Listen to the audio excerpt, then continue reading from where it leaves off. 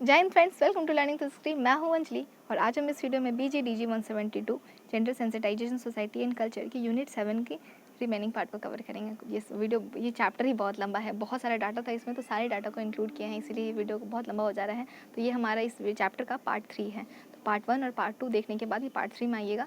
तो इससे और इस जो पार्ट 1 पार्ट 2 है उस वीडियो का लिंक हम आपको इस वीडियो के डिस्क्रिप्शन बॉक्स में डाल देंगे, तो आप पहले देख लीजिएगा, उसके बाद हमारा पार्ट 3 देखिएगा। तो चलिए स्टार्ट करते हैं। इससे पहले हम क्या पढ़ चुके थे, पेड वर्क का कंसेप्ट पढ़ चुके थे। हाँ, पेड केयर वर्क की समझ क्या थे कि पेड केयर वर्क में ज़्यादा से ज़्यादा वुमेन कंट्रीब्यूट करती है। मतलब अगर काम में देखा जाए तो जो पेड केयर वर्क है ज़्यादा कौन करती है, वुमेन करती हैं, मैन कम करते हैं। 83% मैन वुमेन करती हैं और उससे बचा हुआ पार्ट मैन करते हैं। इतना जल्दी हम कैलकुलेट नहीं कर पा रहे। 100 में से 83 जाएगा तो कितना बचेगा, 7 और हाँ 70% शायद। हाँ, ध्यान दीजिए, आप देख लीजिएगा। Standards for measurement of work. हाँ, अब ये देखते हैं कि वर्क को मेजर करने के लिए क्या क्या स्टैंडर्ड्स हम लोग ले रखे हैं। Attempts to include subsistence production in the national. अब देखते हैं कि हम पहले ही बताया ना कि कोई भी डाटा वगैरह दिया जाता है तो कोई ऐसे अपने मन से नहीं दे देता है, आसपास लोग किसी नहीं देते, बहुत सर्वे करते हैं, बहुत लोगों को जगह जगह घूमते हैं, घर घर जाते हैं, घर घर पूछते हैं और उसके बाद अब डाटा बनता है और डाटा दे के फिर हम लोग पढ़ते हैं। तो यहाँ पे नेशनल अकाउंट जो है NSSO, हाँ नेशनल अकाउंट सर्वे ऑफिस, हाँ इसमें बताते हैं कि जो मैन और वुमेन जो अर्न करते हैं या जो इकोनॉमी है वो GDP में कितना कंट्रीब्यूट करते हैं, मतलब होलिस्टिक वे में नेशनल अकाउंट में उनका क्या कंट्रीब्यूशन है। तो इसमें जब ये नॉन मार्केट और मार्केट प्रोडक्शन दोनों देखा गया ना, तो जो एस्थर बोस्ट्रप है वो देख पाती हैं कि वुमेन के रोल को ना हम ज़्यादा इंपॉर्टेंस नहीं दे रखे हैं, वुमेन के रोल को हम डाले ही नहीं हैं और वुमेन के रोल को नहीं डालने के कारण ना हमारा जो डाटा है पूरा कंप्लीट नहीं है। वो बोलती हैं, एन ऑकले बताती हैं कि हाउस वर्क भी जो है ना, हाउस होल्ड का वर्क जो है वो भी एक प्रोडक्टिव वर्क की तरह ही है और उसको भी एक प्रोडक्टिव वर्क की तरह ही देखना चाहिए। क्योंकि अगर वो घर, ये बात आप भी समझ रहे हो कि अगर वो घर का काम नहीं करेंगी तो मैन बाहर जाके ढंग से अर्न नहीं कर पाएंगे। तो वो एक हाथ से उनका हेल्प कर रखी है, मतलब बिना बिना उनके हेल्प के वो बाहर काम नहीं कर पाएंगे। तो दोनों ही, जैसे आप ये नहीं बोल सकते ना कि एक ऑफिस को तो बस एक मैनेजर ही चला रहा है, नहीं चला रहा ना। हो सकता है कि वो ऊपर हैं और उनके से पोस्ट में नीचे कोई होगा या फिर उनसे मतलब और उनसे नीचे कोई हायरार्की होगा, पर सब कोई मिलकर चला रहे हैं ना, किसी एक जन के ऊपर तो है नहीं। और आप अगर बोलेंगे कि नहीं नहीं हम ही चला रहे हैं पूरे उसको, तब तो वो बोलना ही गलत हो जाएगा ना। तो वुमेन का भी बहुत बड़ा कंट्रीब्यूशन होता है और वुमेन के काम को भी हम लोग एज अ प्रोडक्टिव वर्क देखना चाहिए हम लोग को भी। गवर्नमेंट का एम्प्लॉयमेंट एक बहुत बार जो लगता है कि वुमेन को एम्प्लॉयमेंट नहीं दिया जाता है, तो गवर्नमेंट का एक स्कीम आया है जिसमें आप वुमेन और मैन दोनों को ही आप वर्क दे रहे हैं। पर ये वर्क, वही बात है ना, वर्क बस देने से नहीं हो जाएगा कि आप एम्प्लॉयमेंट दे रहे हैं बस यहीं तक बात खत्म नहीं हो जाता। ये वर्क एम्प्लॉयमेंट देना उनके लिए कभी कभी डबल बर्डन की तरह आ जाता है, क्योंकि उनको तो मतलब ऐसे मान लीजिए कि हस्बैंड और वाइफ दोनों ही वर्किंग है, या फिर वर्किंग छोड़िए, अगर वर्किंग तो बहुत बड़ा हो जाएगा। अगर घर पे अगर हस्बैंड वाइफ दोनों घूमने जाते हैं ना, मतलब बच्चे के साथ अगर मान लीजिए फैमिली घूमने गया बाहर, घर पे आके सब लोग सो जाएंगे, पर घर पे आके खाना बनाना होगा तो घर पे खाना कौन बनाएगा, वुमेन बनाएगी। एक्सपेक्ट किया था घर में, उनको पता है कि घर पे जाके मेरे को ही खाना बनाना है क्योंकि उन्हीं का काम है, वो कोई और नहीं कर देगा। तो उनके लिए डबल बर्डन ही होता है ना। ऑफिस में भी जाती हैं तो ऑफिस में आके घर का काम भी वही करती हैं। टीचर्स बहुत सारी होती है तो घर पे सुबह उठती हैं, अपना टिफ़िन बनाती हैं, बच्चों का टिफ़िन बनाती हैं, फिर वो स्कूल आती है, फिर पढ़ा के जाती है, फिर बच्चों को खिलाती हैं। तो ये एक डबल बर्डन की तरह हो जाता है। आप एम्प्लॉयमेंट दे रहे हैं पर अगर घर पर वो काम नहीं हो रहा है तो वो डबल बर्डन ही है। जो जेंडर गैप है, gender gap in labour force participation देखेंगे और इसका क्या इम्पैक्ट पड़ता है इकोनॉमी पे, कितना जेंडर गैप है और इस जेंडर गैप को हम कैसे कम कर सकते हैं। जेंडर इनइक्वालिटी जो है ना, ये हम कम कर भी देना अगर वुमेन के इसमें मतलब लेबर फोर्स पार्टिसिपेशन में, फिर भी ना बहुत सारा चैलेंजेस और बहुत सारा इनसिक्योरिटी लेके आता है जॉब में। लाइक कि कुछ दिन के लिए उनको पूरी तरह से कंप्लीट हमेशा के लिए नहीं रखा जाता है, कुछ देर के लिए रहता है। जैसे हम लोग रिजर्व आर्मी ऑफ लेबर पढ़े थे कि कुछ दिन के लिए रखा जाता है। प्रोडक्टिविटी में भी उनका बहुत कम कंट्रीब्यूशन दे दिया जाता है, GDP ग्रोथ में भी कम किया जाता है, बहुत एक इनइक्वल ट्रीटमेंट भी होता है। कभी कभी तो उनसे सेक्शुअल फेवर मांगा जाता है कि अगर वो एडवांटेज नहीं देती हैं तो उनको बोल दिया जाता है कि आपको फिर जॉब छोड़ना पड़ेगा, फिर अगर आप देती हैं तो आपका प्रमोशन हो जाएगा। तो ऐसा भी बहुत सारे प्रॉब्लम फेस करती हैं। देखिए, आपको लग रहा होगा एक ही पॉइंट बार बार बोल रही है, बट ऐसा नहीं है कि कुछ कुछ पॉइंट है जो एक दूसरे से रिलेटेड है। और आपका बुक जो इग्नू का बुक्स होता है ना, ये बार बार ना बहुत सारे एग्जाम्पल को रिपीट करता है, समझाता है समझाने के लिए।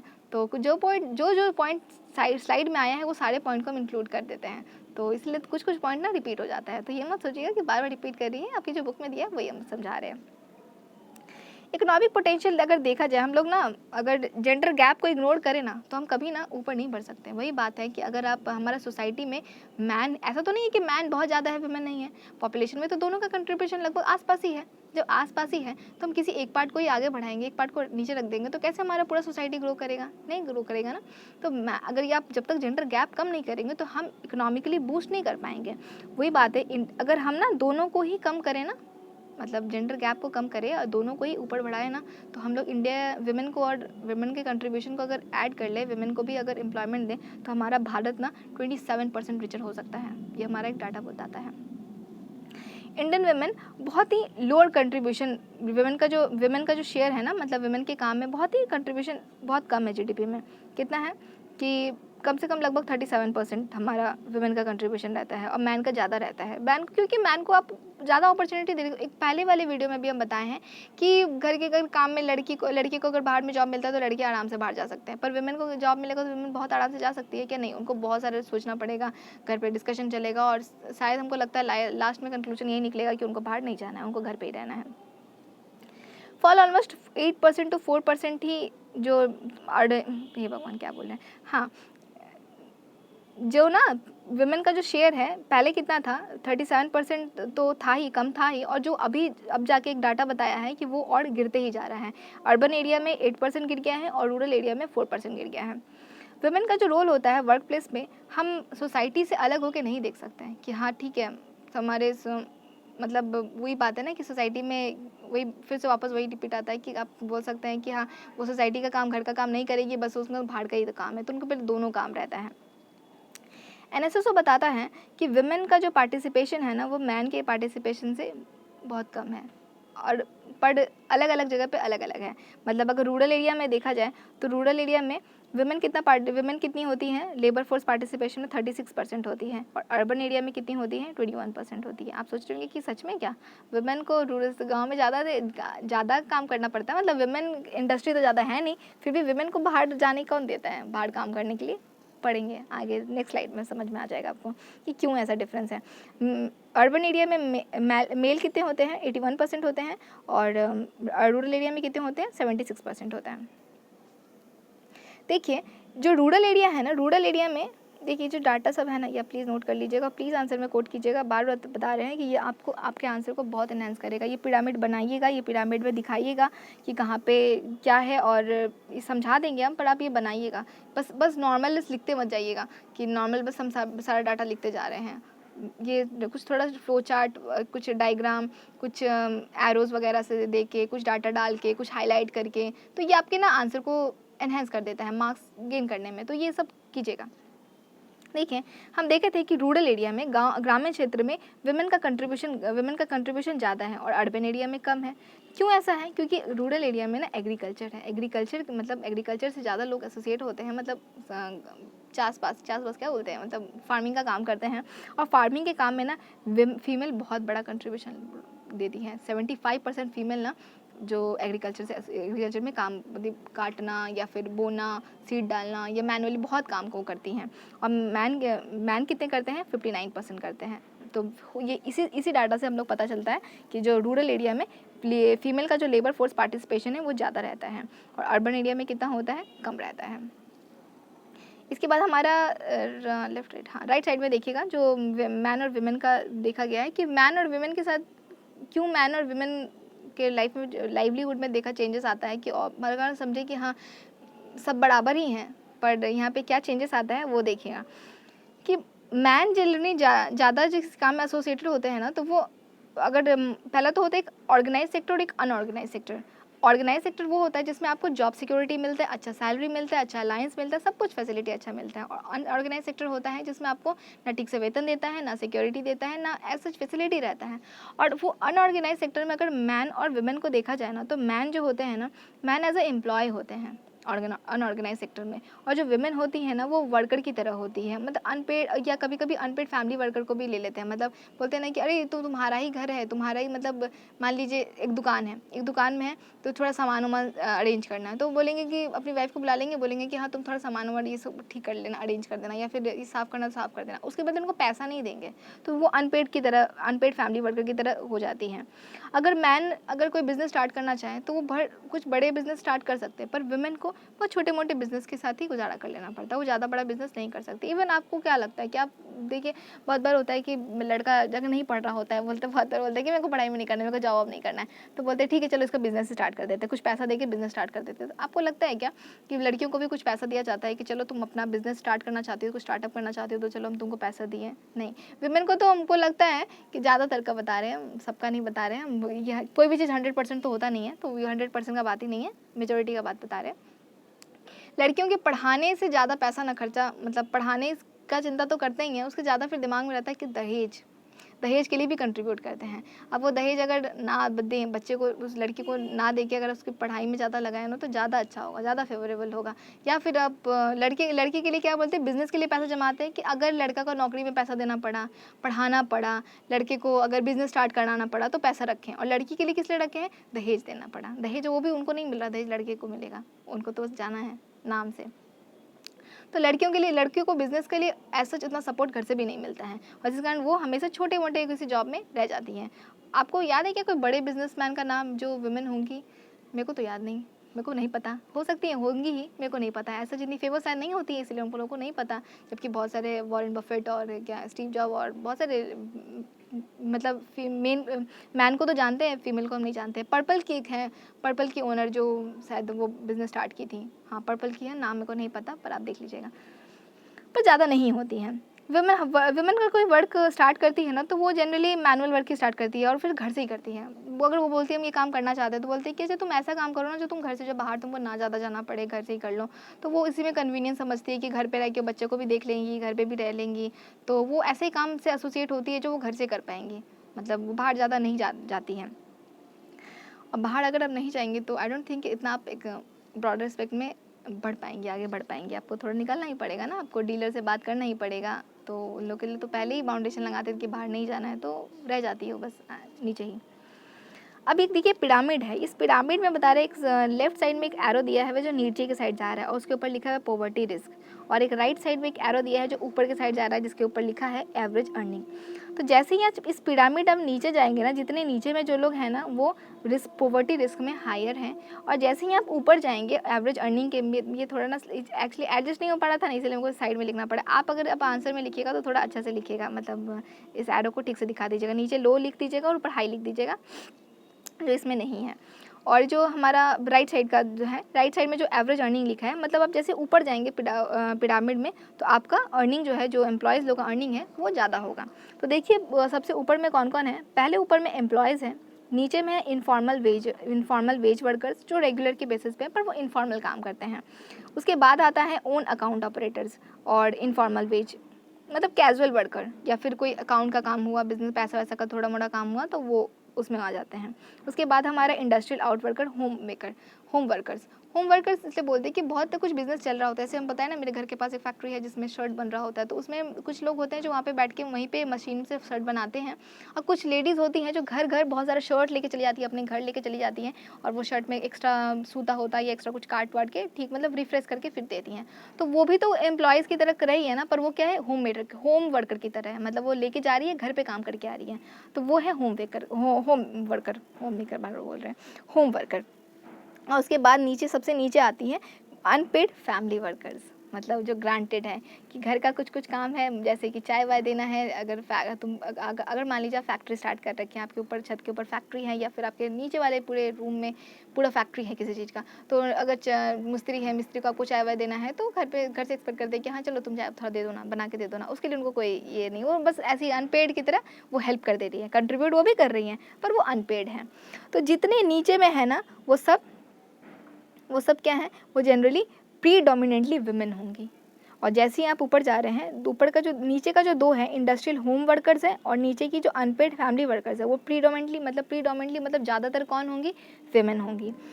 उसके बाद जो ऊपर 2 है own account operators, informal wages, इसमें कौन होंगे, मैन और विमेन दोनों ही होंगे। और ऊपर का जो सबसे ऊपर का है, जो अर्निंग जिनका सबसे ज़्यादा होगा, जो एम्प्लॉयज़ होंगे और इनफॉर्मल वेज होंगे, वेज वर्कर्स होंगे, इनफॉर्मल का स्पेलिंग गलती है, और जो रेगुलर बेसिस पे काम करते होंगे वो सबसे ज़्यादा कौन होंगे, प्रीडोमिनेटली मैन होंगे। तो ये आप ग्राफ बनाइएगा ही बनाइएगा, जब एक्सप्लेन कीजिएगा तो ये आपके आंसर को एनहेंस कर देगा। उसके बाद हमारा आता है, आशा करते हैं कि ये कंप्लीट हो जाए, हाँ 2 स्लाइड है, कंप्लीट हो जाएगा, चलिए स्टार्ट करते हैं, वरना फिर 4th पार्ट लाना पड़ेगा।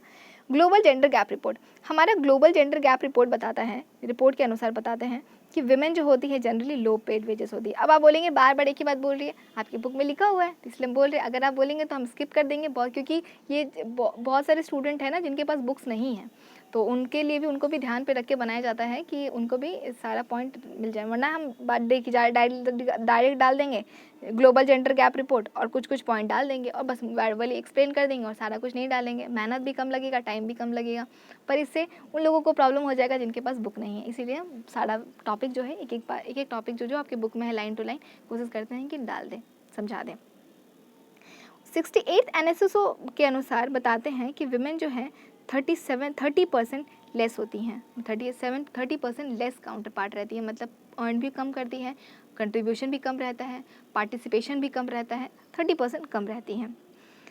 इवन लीडरशिप में भी कम रहती है, मतलब जो मैनेजरियल पोस्ट होता है ना, जिस पोस्ट में मतलब कोई लीडर होंगे उसमें भी ज़्यादातर मैन ही होंगे, विमेन नहीं होती हैं। अब विमेन कभी किसी को तो ईगो हट हो जाता है, अगर कोई विमेन उनकी ऊंचे पोस्ट पे रहती है ना तो उनको अजीब लगता है, जैसे कि कोई विमेन कैसे उनके ऊपर उनको ऑर्डर दे सकती है।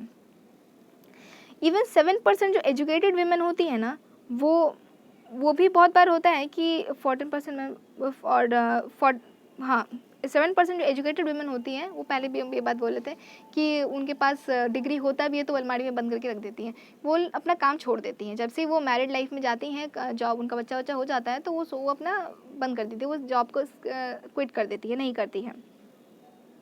14% ऑर्डर्स, 14% मैन, नहीं सॉरी इसमें गलती बोल दी है ना, 7% एजुकेटेड वुमेन ही हैं जो सीनियर ऑफिसर है और 14% मैन है, 14% मैन है, सॉरी हम पढ़े नहीं थे। 48% वुमेन जॉब छोड़ देती हैं अपने मैरिज के कारण, ठीक है, तो सॉरी इसके लिए थोड़ा माफ़ी चाहेंगे। विमेन का जो अकाउंट होता है, मगर विमेन का अगर देखा जाए कि विमेन का कितना, किसी टेक्निकल जॉब में विमेन कितनी होती हैं, तो टेक्निकल जॉब में जनरली विमेन होती है आपको 38% ही रहती हैं और बाकी सब मैन ही होते हैं। टेक्निकली हम लोग सोचते हैं ना कि टेक्निकल का कुछ काम होगा तो मैन ही अच्छे होंगे। विमेन को बहुत बार मीडिया वगैरह भी बहुत दिखाते हैं कि इसको तो स्क्रू ड्राइवर ठीक करना आ रहा है, इसको तो ये करना नहीं, मतलब मशीन से ज़्यादा प्यार किनका होता है, मैन का ही हो सकता है, वुमेन का नहीं होता। ये स्टीरियोटाइप मत बनिए, ये स्टीरियोटाइप नहीं बनना चाहिए कि नहीं हो सकता। क्यों नहीं हो सकता? जेंडर के लिए हम कैसे बोल सकते हैं कि नहीं हो सकता? और जिसके कारण हम लोग नहीं देखते हैं कि, और उनको मतलब नहीं लेते हैं, लगता है कि इसलिए तो उन लोग उनका कंट्रीब्यूशन, अगर वो आता उनको टेक्निकल काम आता तो वो आती, पर बस उनको नहीं आता इसलिए नहीं आती हैं। आप देख रहे हैं ना 48% विमेन उनका पढ़ी लिखी होने के कारण भी अपना जॉब छोड़ देती हैं, नहीं करती हैं। तो सीनियर कोई प्रोफेशनल जॉब अगर होता है, टेक्निकल कोई जॉब होता है तो उसमें विमेन कितनी होती है, बस 38% होती हैं। और किसी कंपनी की अगर बोर्ड मेंबर होगी ना, सबसे ऊंचे पोस्ट पे होगी, मतलब हायर पोस्ट पे होगी, तो वो कितनी होगी, 5% होगी। देखिएगा ना किसी ऑफिस में अगर 5-6 मेल मेंबर और एक फीमेल मेंबर है, उतना ऑड नहीं लगता है कि हाँ ठीक है एक फीमेल को तो कम से कम लिया हुआ है। और वहीं आप उल्टा देखिए कि 5 विमेन है उसमें से एक ही मेल है, अजीब ही लगेगा, अरे इसमें तो बस लड़की ही लड़की है। वो थोड़ा आपके आँख पे टक कर जाएगा, चुभ जाएगा कि ये क्या है। पर ऐसे अगर एक विमेन है, विमेन का कंट्रीब्यूशन कम है, तो वो नॉर्मल सा लग जाता है। आप खुद इमेजिन करके देखिए। 400 विमेन बोर्ड, देखिए सेबी के अनुसार बोला गया था कि विमेन को एटलीस्ट एक विमेन को आपको रखना ही पड़ेगा बोर्ड मेंबर्स में। 2014 में आया था, नहीं तो आपके ऊपर फाइन लग जाएगा। मतलब एक मेंबर आपके बोर्ड में जो बड़े बड़े पोस्ट पे, जो ऊंचे पोस्ट पे जो कुछ मेंबर्स हैं, उसमें से आपकी एक मेंबर तो विमेन होनी ही चाहिए। पर इसके बावजूद भी ना 400 कंपनीज ऐसी हो गई ना, तो इस 400 कंपनी ऐसी निकली जो ये जो रूल है इस रूल को फॉलो नहीं की, पेनल्टी में चली गई, मतलब उनको फ़ाइन देना पड़ा। मतलब फ़ाइन देना उनको मंजूर था पर एक विमेन को एज अ बोर्ड मेंबर रखना मंजूर नहीं था। 400 विमेन जो होती है, 9000 अगर कंपनी है ना तो उसमें से 400 विमेन ही होती हैं जो बोर्ड मेंबर होती हैं, और जिसमें से 200 लोग तो ऐसी होती है बस जो पहले भी बताए हैं, पहले भी डिस्कस किए थे कि 200 उतनी वो ही होती है जो घर की ही हेड होती है, मतलब घर के ही फीमेल को कैसे डाल देते हैं कि दिखाने के लिए कि हाँ भाई मेरे कंपनी में तो बोर्ड मेंबर में एक फ़ीमेल को हम रखे हैं, और फीमेल कौन है, आपके घर की कोई लेडी है, बस दिखाने के लिए। सर्वे बताता है कि सर्वे अगर पूछा गया है, बताया गया है तो पता चलता है कि मैन को ज़्यादा राइट मिला है, मतलब वुमेन के कंपेरिजन में, कि मैन ज़्यादा काम करने का उनको अधिकार है और वुमेन का नहीं है, मतलब घर से भी अलाउ नहीं करते। बहुत बार ऐसा होता है कि नहीं वो नहीं कर सकती या फिर वो करेंगे बहुत। आप जनरली ना बात क्या कीजिए, ये सोशियोलॉजी ऐसा सब्जेक्ट है ना कि आप ना पूछा कीजिए, लोगों का माइंडसेट पता चलता है, मतलब आपस में सुना कीजिए, देखा कीजिए, आइसोलेट मत होइए। और सोशियोलॉजी पढ़ने वाले सोसाइटी को बहुत ही अलग नज़रिए से देखते हैं, वो हर जगह देख पाते हैं कि यहाँ पे किस तरह का एक सोशल प्रॉब्लम है। वो हर चीज़ को, मतलब लगभग हर प्रॉब्लम से ना वो एक पर्सनल प्रॉब्लम नहीं देखते, वो सोशल प्रॉब्लम की तरह देखते हैं कि सामाजिक मुद्दा है। वो लोग सोचते हैं, बहुत लोग सोचते हैं ना कि अगर विमेन बाहर जाके काम करेंगी ना तो कौन सफ़र करेगा, बच्चा सफ़र करेगा। पर पापा बाहर जाएंगे तो बच्चा सफ़र नहीं करेगा, क्योंकि बच्चा अगर पापा बाहर जाते भी है तो मैन तो है, मतलब उनकी मम्मी तो है ही काम करने के लिए, तो ग्रांटेड है ही जन्म, मतलब वो तो उनका वो जन्म ही हुई है बच्चे का सारा काम करने के लिए, पापा थोड़ी हुए, पापा का थोड़ी काम है। तो वो लोग सोचते हैं कि अगर माँ जाने लगी ना बाहर तो बच्चे को कौन देखेगा। तो ये भी बड़ा प्रॉब्लम आता है कि मैम जो मदर होती हैं वो बाहर जाके काम नहीं कर पाती, वो क्विट कर देती हैं। डाटा बताता है कि पेड वर्क में जो मेन होते हैं वो कितने होते हैं, मतलब पेड वर्क जिन काम के लिए उनको पैसा मिलता है वो 70% होते हैं, 70.9% मोर स्पेसिफिकली अगर बोला जाए तो। और वुमेन कितनी होती है, 21.8% होती है, मतलब 21.8% वुमेन को ही काम के लिए पैसा दिया जाता है, बाकी का मतलब पैसा दिया जाता है, और बाकी काम के लिए उनको कोई पैसा ही नहीं दिया जाता है। और जिस काम में पैसा दिया जाता है उस काम में बस हम लोग कितने 70% किसको रखते हैं, मैन को रखते हैं, और 21% किसको रखते हैं, वुमेन को रखते हैं।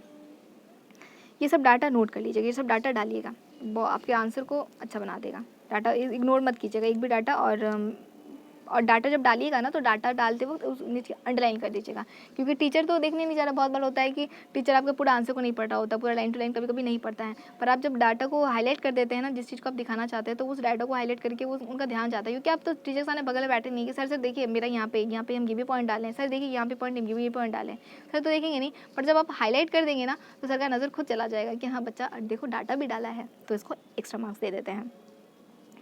अनपेड केयर वर्क जो है ना, वुमेन अगर जीडीपी में उसको इंक्लूड किया जाए तो कितना कंट्रीब्यूट करता है, वो हमारा 15 to 50% तक कंट्रीब्यूट करता है यूएन रिपोर्ट के अनुसार। फाइनली लास्ट स्लाइड है, जेंडर डिस्क्रिमिनेशन। अब देखते हैं वायलेंस और वल्नरेबिलिटी एट वर्क में। वुमेन जब बाहर काम करने जाती है ना तो उनको बहुत सारा थ्रेट होता है, फिजिकल भी होता है, वर्बल होता है, नॉन वर्बल होता है, बहुत सारा।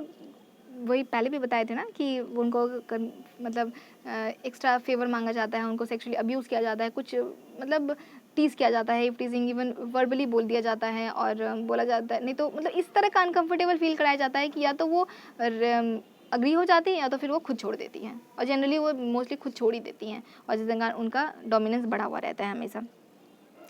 कुछ ही जॉब अपॉर्चुनिटीज़ है ना, कुछ जॉब अपॉर्चुनिटीज़ ऐसा है ना कि जो स्पेसिफिकली बोले कि हाँ यही काम विमेन कर सकती है, और स्टार्टिंग से बोलते हैं कि हाँ तुम लड़की हो तो टीचिंग का काम कर लो, नर्सिंग का काम कर लो। तो कोई लड़की को बोलेंगे कि हाँ तुम लड़की करेंगी, बोलेंगे तो तुम कंप्यूटर साइंस ले लो, इंजीनियरिंग का अगर तुमको कोई ट्रेड लेना है तो। सिविल मत लो, सिविल में तुम कैसे होगी, तुम फील्ड वर्क पे कैसे काम करेगी, हो सकता है उनका इंटरेस्ट हो पर नहीं उनको। और अगर मान लीजिए वो सिविल इंजीनियरिंग कर भी लेती हैं तो उनको फिर जॉब मिलने में प्रॉब्लम होगा कि फील्ड वर्क पे लड़की कैसे काम करेंगी, फिर उनको सिक्योरिटी देना पड़ेगा तो थोड़ा ज़्यादा है, तो उनको प्रेफर ही नहीं करते हैं जनरली, उनको जॉब मिलने में प्रॉब्लम आ जाता है, क्योंकि जॉब सिक्योरिटी भी देना पड़ जाता है। तो थोड़ा पेमेंट उनको मतलब जो देने वाले होते हैं, जॉब देने वाले होते हैं, उनको थोड़ा लगता है कि ज़्यादा अच्छा होगा अगर हम मैन को ही दें विमेन के कंपेयरिंग में।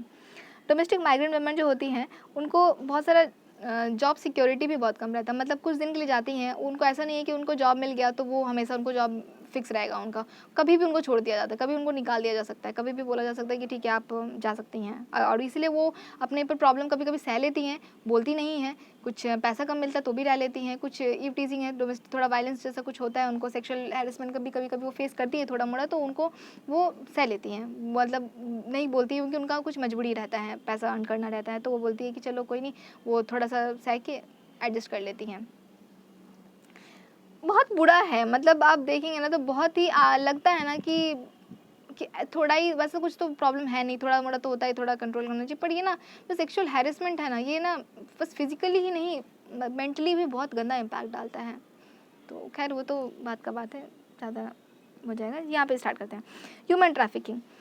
ह्यूमन ट्रैफिकिंग क्या है? जब आप इंसान को बाहर लेके जा रहे हैं एज अ काम कराने के लिए, या फिर मतलब तस्करी जिसको बोलते हैं, तस्करी वुमेन, मतलब ह्यूमन का तस्करी, मतलब आप जैसे सामान को इधर से उधर रखते हैं ना, प्रोडक्ट मतलब बेचते हैं ना, कि ट्रांसपोर्ट करते हैं, वैसे ह्यूमन का अगर आप ट्रांसपोर्ट कर रहे हैं कि हाँ चलो ये प्रोडक्ट को हम बेच डालें, तो ये प्रोडक्ट को जब बेचना तो अलग चीज़ होता है, पर जब इंसान को आप बेच रहे होते हैं तो आप क्या कर रहे हैं? ह्यूमन ट्रैफिकिंग कर रहे हैं। तो बहुत सारा ना ह्यूमन ट्रैफिकिंग, वुमेन को ना, छोटी बच्ची को भी कभी कभी ले जाया जाता है, या फिर कभी कभी बच्चे को, बहुत लोग होते हैं कि बहला फुसला के ले गए या बेच डालें या फिर किडनैप कर लिए हैं। तो ये डाटा बताता है कि मतलब जब देखा गया ना तो 136 नेशनलिस्ट मिले थे, मतलब 100 जो अलग अलग जगह से आए हुए थे, मतलब एक जगह पे जब रेड पड़ा तो देखा गया कि 136 कंट्री से ना कुछ कुछ लोग पकड़े गए थे, मतलब कुछ बच्चे लोग को या फिर कुछ लड़की को या फिर कुछ इंसान को लेके आया गया था, पकड़ के लाया गया था, उनसे अब कुछ भी करा सकते हैं, फैक्ट्री में काम करा सकते हैं, ऐसा फोर्स लेबर की तरह काम करा सकते हैं, फिर क्या बोल सकते हैं, ब्रॉथल में डाल सकते हैं, ब्रॉथल क्या बोलते हैं हिंदी में, यह क्या मतलब प्रोस्टिट्यूशन में डाल सकते हैं, इसको बोल सकते हैं कि ज़बरदस्ती उनको सेक्सुअल एक्सप्लॉयटेशन भी कर देते हैं। 52 इसमें ना, अगर पूरा टोटल अगर देखा जाए तो 50 to 60% जो होते हैं ना लोग, वो वुमेन होती हैं। अब वुमेन को ज़्यादा किस में डाला जाता है, किस में डाल दिया जाता है? सेक्सुअल एक्सप्लॉयटेशन में, मतलब प्रोस्टिट्यूशन वगैरह में। कभी कभी उनको फोर्स किया जाता है, 18 आवर्स को काम कराना पड़ता है। और कुछ लोग तो, सबसे बुरा लगता है ना कि अगर मान लीजिए किसी बच्ची को बचपन में उठा के ले गया गया, किडनैप कर दिया गया, किसी के तो पापा भेज देते हैं, किसी के पेरेंट्स भेज देते हैं, मतलब पेरेंट्स भेज देते हैं, या फिर किसी के चाचा फैमिली मेम्बर होते हैं, किसी के फ्रेंड्स भेज देते हैं, किसी के कपल्स भेज देते हैं अपने पार्टनर को। बहुत बड़ा केस होता है ना कि छोटी बच्ची होती है और लव वगैरह में फंस गई और उनको लेके गए, बोले कि चलो हम लोग भाग के शादी करेंगे, और शादी क्या करते हैं, उनको बाहर जाके भेज देते हैं। ये इसमें दिखाया है ना मूवी में, नाम भी भूल जाते हैं, जो आलिया भट्ट जो है, काठियावाड़ा जो मूवी है, देखिए मेरा तो मुंह से नाम ही याद नहीं रहता इंस्टेंटली, जब मेरे को लिटरली एग्जांपल देना होता है ना तो मेरे को याद नहीं आता। अच्छा या गंगूबाई, हाँ गंगूबाई में दिखाया है ना कि वो उनको भी किस तरह से ले गया गया, उनको बेच ही तो डाला गया। और सबसे बुरा लगता है ना कि जब वो वहाँ से रिटर्न आना चाहती है ना तो उनके फैमिली, सोसाइटी ही एक्सेप्ट नहीं करता। उनका क्या गलती था उसमें? अगर मान लीजिए, चलिए वो तो घर से भागी थी, चलिए तो आपको उनके पापा मम्मी को गुस्सा रहा होगा, पर जो बच्ची बिगड़ी हो जाती है, जिस बच्ची को बेच दिया गया, उनके घर वाले एक्सेप्ट नहीं करते उनको, बोलते हैं गंदी हो गई हैं। क्यों? और पूरा उनका तो मतलब ह्यूमन राइट ही पूरा खराब हो जाता है।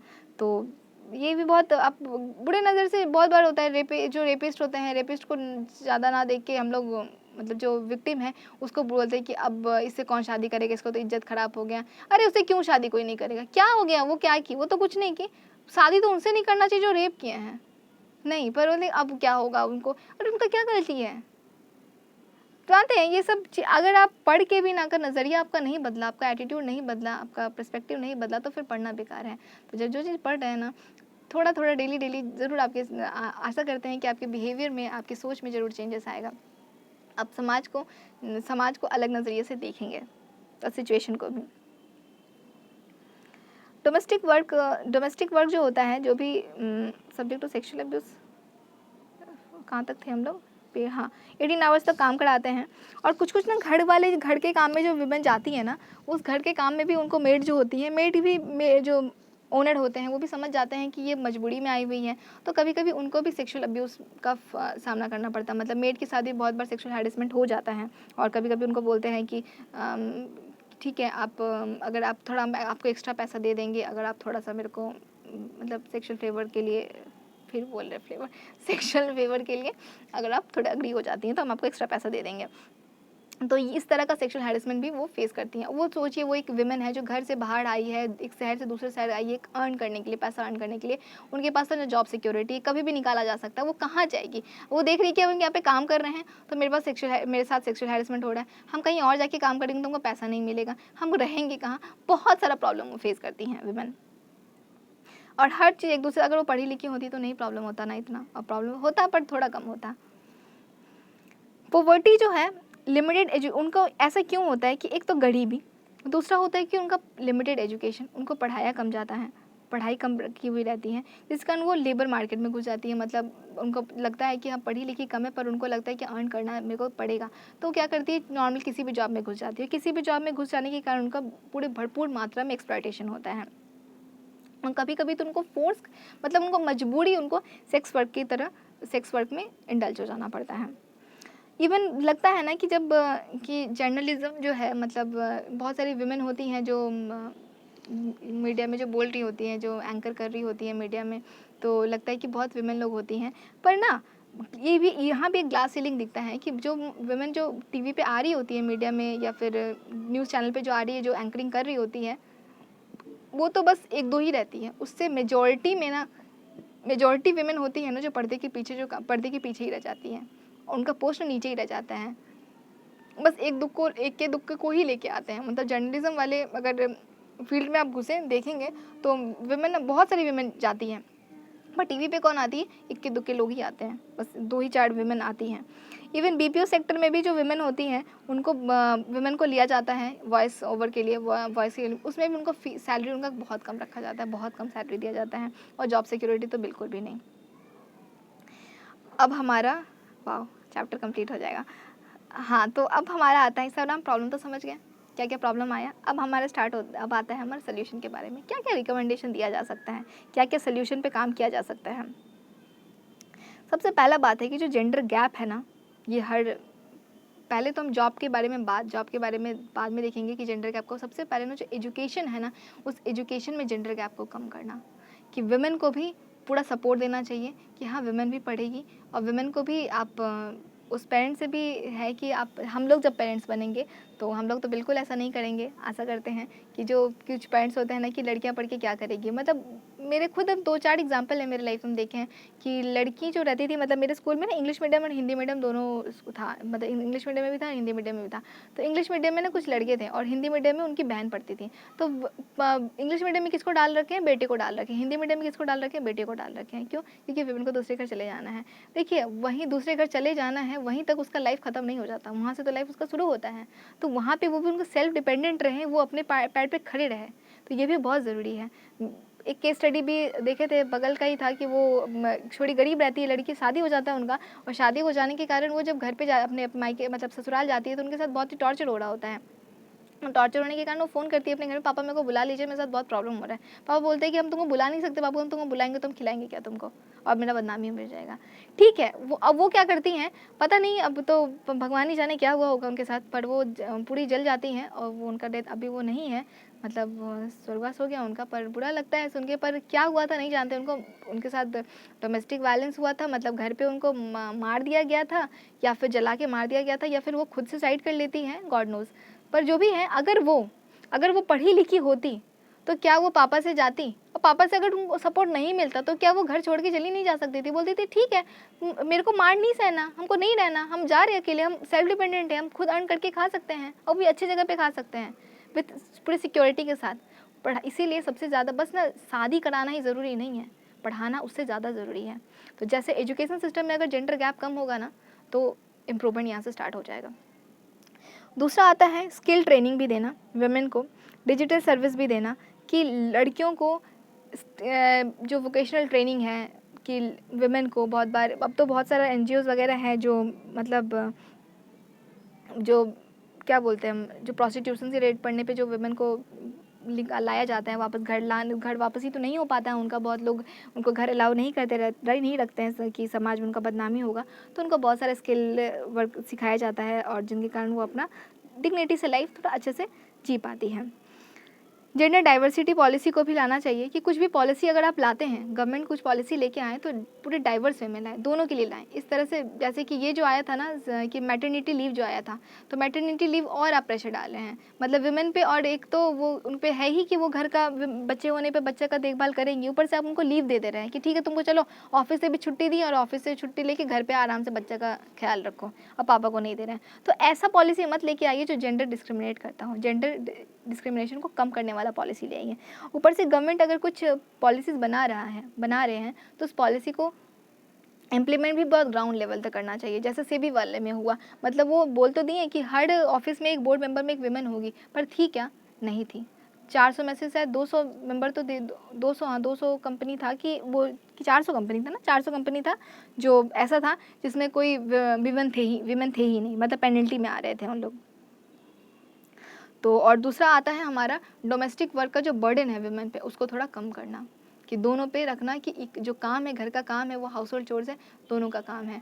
इसको अब धीरे धीरे लाना है कि हाँ अब हम लोग जो पेरेंट्स बनेंगे और आपका कर अब भी हम नेक्स्ट सिटीज़न बनने वाले हैं, हम लोग सिटीज़न ही हैं, तो देखेंगे कि घर पे अगर आप आदमी हैं या फिर आप पापा हैं या फिर जो भी हैं पापा बनने वाले हैं, तो अगर आप भी काम करते हैं घर पे, अगर बच्चे का थोड़ा डायपर चेंज कर देते हैं या फिर घर पे काम करते हैं, तो ये इसमें आपका कोई रिस्पेक्ट नहीं जाने वाला है। मतलब घर का काम करना इज़ नॉट मतलब कि ये तो हम किसी और का काम कर रहे हैं, ये तो मेरा काम है ही नहीं, इससे तो मेरा इंसल्ट हो जाना है, ऐसा कुछ नहीं है। किचन में अगर आपको देखा जाएगा तो इससे आपका इंसल्ट नहीं होगा, ये आप जेंडर इक्वालिटी पे वर्क कर रहे हैं, आप एक अवेयर सिटीज़न हैं और एक रिस्पॉन्सिबल सिटीज़न भी। तो चलिए यहीं तक स्टॉप करते हैं, हमारा चैप्टर फाइनली कंप्लीट हुआ। इस कोटेशन के साथ आंसर अगर आपको लगे कि हाँ आंसर में आपको ये कोटेशन ऐड करना है, तो इस कोटेशन को जरूर ऐड कीजिएगा, और ये कोटेशन आपके आंसर को इन्हांस करेगा कि हाउस वर्क जो होता है ना, विमेन का काम ना तब तक हम लोग को नहीं दिखता ना जब तक वो काम ना हुआ नहीं होता है। घर पे आते हैं ना तो हर पूरा घर सफाई वफाई हुआ रहता है, खाना वाना बना हुआ रहता है, लगता ही नहीं कि विमेन कुछ काम की हुई है। उनका काम हम लोग को तब दिखता है ना जब वो काम नहीं किया हुआ रहता है, घर जब बिखरा हुआ रहता है तब लगता है। अगर या फिर विमेन कुछ दिन के लिए अगर मम्मी घर के बाहर चल जाए या कहीं बाहर चल जाए, तो घर जब होता है ना पूरा बिखर जाता है, तब पता चलता है अरे माँ थी तो घर कितना अच्छा से अरेंज था, घर कितना काम आसानी से हो जाया करता था।